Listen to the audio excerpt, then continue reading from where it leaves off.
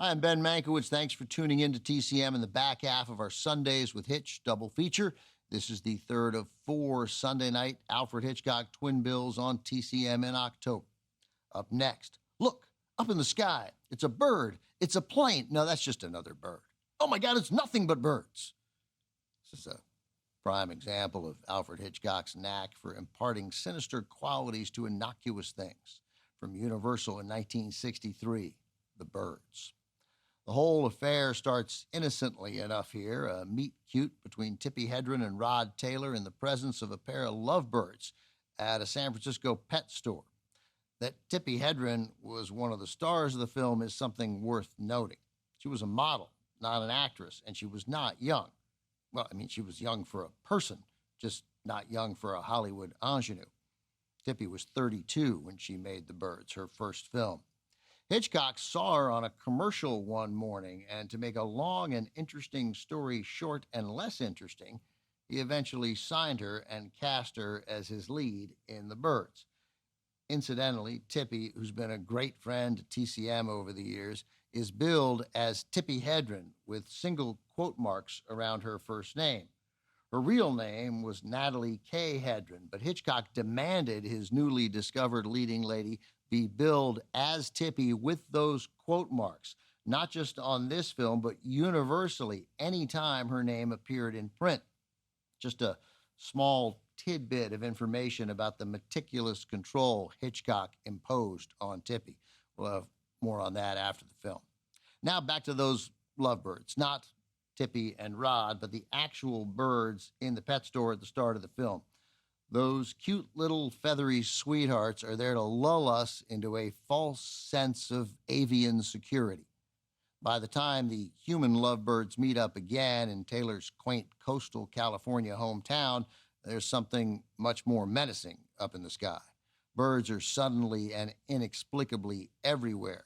A few randomly swoop down to attack humans. Most of them gather and watch, a portent of more violence to come. At Alfred Hitchcock's insistence, real birds were used throughout filming. There were some mechanical birds, but the vast majority were real. And yes, there was a bird trainer on set, but it turns out wrangling an estimated 3,200 birds still meant plenty of beak and talon injuries, or as Tippi Hedren described it, ornithological harassment. The performances of the birds also required some special effects, inventively overseen by Ub Iwerks, best known for his groundbreaking animation work for Walt Disney in the 1920s. Iwerks received this film's only Oscar nomination for special visual effects. Here's the movie, one of Hitchcock's best, one of his most unsettling, one of his oddest. Also with Jessica Tandy, Suzanne Plachette, and Veronica Cartwright from Universal in 1963, The Birds.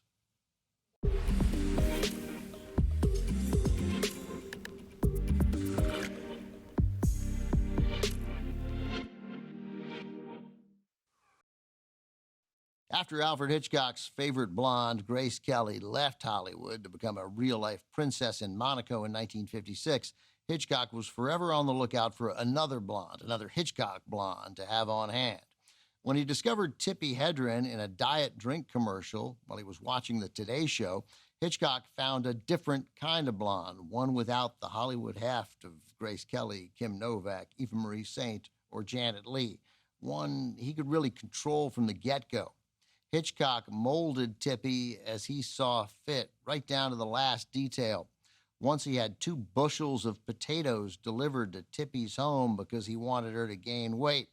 There was also the time he bought her a new pearl necklace because he thought the one he'd seen her wearing was, as she explained it, too large for the afternoon color I had on. What does that even mean? Years later, playwright Samuel Taylor shared his thoughts on what he thought the Hitchcock-Tippi Hedren relationship meant. It was very clear, wasn't it, said Taylor. He was doing Vertigo on Tippi Hedren.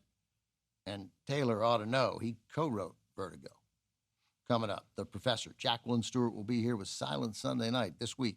Wallace Beery wrangles dinosaurs in a movie adapted from a novel by Sir Arthur Conan Doyle from 1925. The Lost World is next.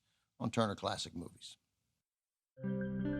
Next on TCM, The Lost World, then 9 Days of 1 Year, and later, The Ghost of Yotsia. TCM's your favorite haunt tonight.